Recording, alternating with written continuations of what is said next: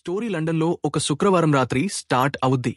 British intelligence officer George వుడ్హౌస్ ఎక్కడికో వెళ్తున్నాడు. వాడు ఒక పబ్కి వెళ్లి మీచం అనే తన బాస్ను మీట్ అవుతాడు. సెవెరస్ అనే ఒక top secret software program leak విషయంలో 5 మీద డాట్ ఉందని వాడు జార్జ్కి చెప్తాడు.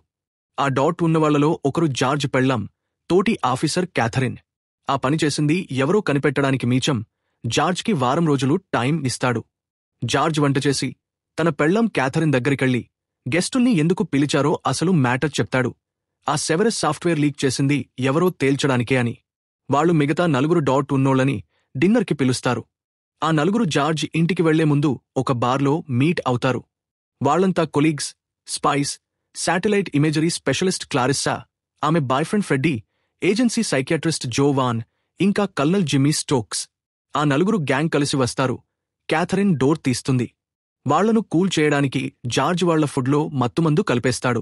కాసేపటికే జార్జ్ వాళ్ల నాన్నమీదే స్పైయింగ్ చేసి ఆయన్ని ఎలా పట్టించాడో ఫ్రెడ్డీ అందరి ముందు చెప్తాడు. వెంటనే జార్జ్ టాపిక్ మార్చేసి అందరం ఒక గేమ్ ఆడదామంటాడు. అందులో రైట్ సైడ్ కూర్చున్న వాళ్ల కోసం ఒక్క రెజల్యూషన్ చెప్పాలి. టర్న్ క్లారిస్సాకి వస్తుంది. ఫ్రెడ్డీ వేరే అమ్మాయితో తిరగడం ఆపేస్తే బాగుండని ఆమె అంటుంది. సీన్ మొత్తం హీటెక్కుతుంది. ఫ్రెడ్డీ, క్లారిస్సా చీటింగ్ మ్యాటర్లో గొడవ పడతారు.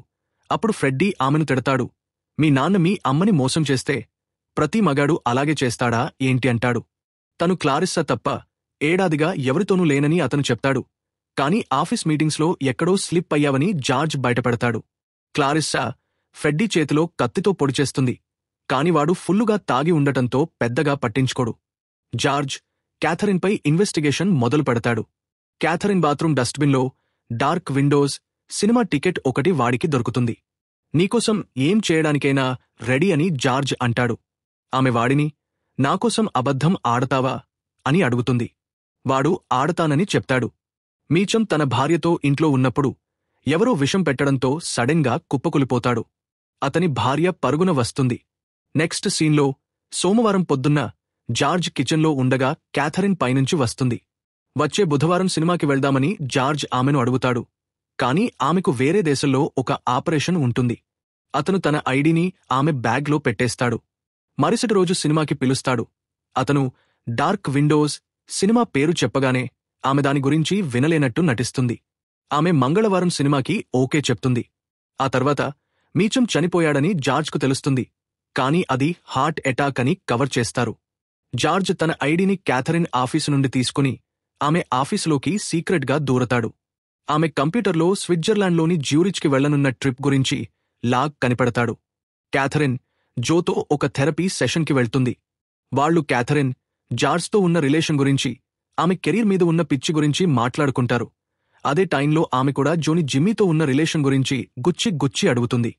తన బాస్ ఆర్థర్ తన పెళ్లి ఒక లయబాలిటీ అని ఫీల్ అవుతున్నాడని క్యాథరిన్ చెబుతుంది.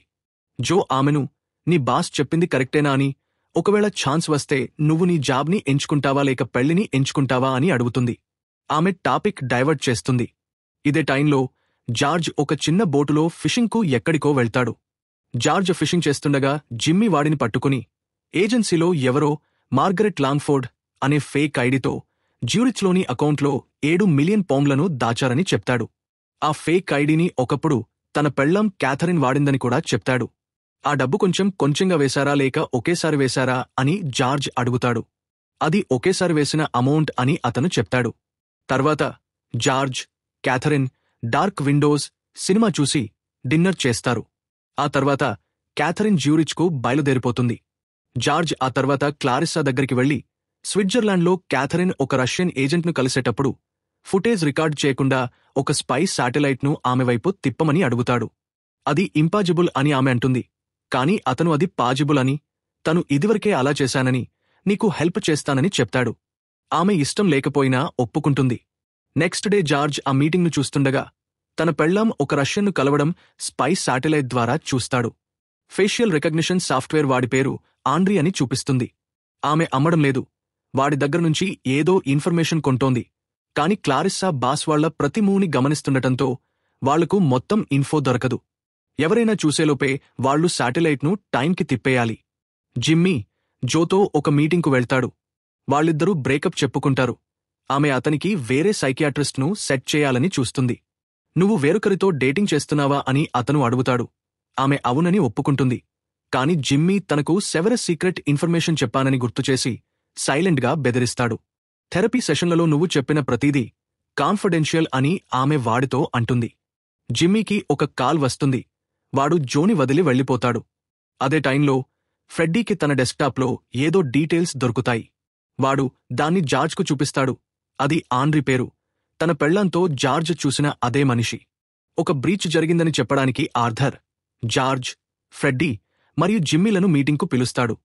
ఆ శాటిలైట్ రీడైరెక్ట్ టైంలో పావిల్చుక్ అనే ఇంకో రష్యన్ ఏజెంట్ న్యూక్లియర్ మెల్ట్డౌన్ చేయాలనే ప్లాన్తో సెవెరస్ కాపీతో ఒక సేఫ్ హౌస్ నుండి ఎస్కేప్ అయ్యాడు. ఈ సీన్ అంతా వెనుక ఉండి ఎవరో నడిపించారని ఆర్థర్ డాట్ పడతాడు. ఆ రీడైరెక్ట్ వల్ల వాడి కళ్ళు జార్జ్ మీదే ఉంటాయి. ఆ మీటింగ్లో సెవెరస్ అనేది న్యూక్లియర్ రియాక్టర్లలో వాడే సాఫ్ట్వేర్ అని రివీల్ అవుతుంది. క్లారిస్సా ఫ్రెడ్డీ ఆఫీస్కి వచ్చి తాను జార్జ్కి హెల్ప్ చేశానని చెప్తుంది. జార్జ్ నిన్నే ఆ దొంగ అని అనుమానిస్తున్నాడని ఫ్రెడ్డీ క్యాథరిన్కు చెప్తాడు. చివరికి జార్జ్, క్యాథరిన్ ఇద్దరూ ఈ ఇష్యూ గురించి మాట్లాడుకుని ఎవరో తమ ఇద్దరినీ ఇరికించడానికి ట్రాప్ చేస్తున్నారని రియలైజ్ అవుతారు. ఆ దొంగ ఎవరో తామే పట్టుకోవాలని డిసైడ్ అవుతారు. జార్జ్ మళ్లీ ఫిషింగ్కు వెళ్లి జిమ్మీని కూడా ఫిషింగ్కు రమ్మని పిలుస్తాడు. అదే టైంలో క్యాథరిన్ ఆ రష్యన్ ఏజెంట్లను ట్రాక్ చేయమని క్లారిస్సాకు చెప్తుంది. జ్యూరిచ్లోని 7 మిలియన్ పౌండ్ల గురించి జార్జ్ జిమ్మీని అడుగుతాడు. కాని వాడి దగ్గర ఆ ఇన్ఫర్మేషన్ ఏమీ ఉండదు. క్యాథరిన్ ఆ రష్యన్ ఏజెంట్ ఇన్ఫర్మేషన్ను ఒక అమెరికన్ ఇంటెలిజెన్స్ ఆఫీసర్కు పాస్ చేస్తుంది.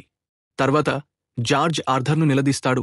వేలాది మంది చచ్చినా పర్లేదు, న్యూక్లియర్ మెల్ట్డౌన్ సృష్టించి గవర్నమెంట్ను కూల్చడానికి సెవెరస్ను లీక్ చేయడానికి ప్లాన్ చేశాడని డాట్ పడతాడు. సిఏఏ ఒక డ్రోన్ స్ట్రైక్లో ఆ రష్యన్లను పట్టుకుని పేల్చేస్తుంది. క్లారిస్సా, ఫ్రెడ్డీ, జిమ్మీ మరియు జోలలో ఎవరికి సెవెరస్ గురించి ముందు తెలిసిందో తేల్చడానికి జార్జ్ వాళ్లందరికీ లైట్ డిటెక్టర్ టెస్ట్ పెట్టిస్తాడు. జార్జ్, క్యాథరిన్ వాళ్ల రీసెర్చ్ అంతా చూసుకున్నాక ఆ నలుగురిని మరో టెన్షన్ డిన్నర్ పార్టీకి పిలుస్తారు. సీక్రెట్స్ బయటపడటం స్టార్ట్ అవ్వగానే క్యాథరిన్ టేబుల్ మధ్యలో ఒక గన్ పెడుతుంది. ఫస్ట్ ఫ్రెడ్డీ, జోల ఎఫైర్ గురించి జార్జ్ బయటపెడతాడు. అలానే జోకి సెవెరస్ గురించి ఫస్ట్ టైం తెలిసింది. అలాగే సెవెరస్ను లీక్ చేసి వేలాది మందిని చంపడానికి జిమ్మీ ఆర్థర్తో కలిసి పనిచేశాడని, అయితే జో, ఫ్రెడ్డీ దాన్ని ఆపడానికి క్యాథరిన్ను వాడుకోవాలని ట్రై చేశారని కూడా బయటపెడతారు. జోకి దేవుడి మీద ఉన్న గట్టి నమ్మకం కూడా సెవెరస్ ఒక మెల్ట్డౌన్కు కారణం కాకుండా ఆపింది. జిమ్మీ గన్ పట్టుకుని తన తప్పును, మీచంను చంపిన విషయాన్ని కూడా ఒప్పుకుంటాడు. అతను జార్జ్ను కాల్చాలని చూస్తాడు. కాని గన్లో ఉన్నవి బ్లాంక్స్. క్యాథరిన్ అందరి ముందే జిమ్మీని కాల్చి చంపేస్తుంది. తన జార్జ్ నమ్మకంతో ఆడుకోవద్దని మిగిలిన వాళ్లను వార్న్ చేయడానికి క్యాథరిన్ దీన్ని వాడుకుంటుంది. ఇద్దరూ కలిసి జిమ్మీ బాడీని మాయం చేస్తారు. ఆ తర్వాత క్యాథరిన్ ఆర్థర్తో నీ ప్లాన్ ఫెయిల్ అయిందని చెప్తుంది. రాత్రిపూట జార్జ్, క్యాథరిన్ ఒకరి మీద ఒకరికి ఉన్న ప్రేమను మళ్లీ చెప్పుకుంటారు. ఇంకా జ్యూరిచ్ అకౌంట్లో ముట్టుకోకుండా ఉన్న ఆ 7 మిలియన్ పౌండ్ల సంగతి మిగిలే ఉందని గుర్తు చేసుకుంటారు. Please like and subscribe.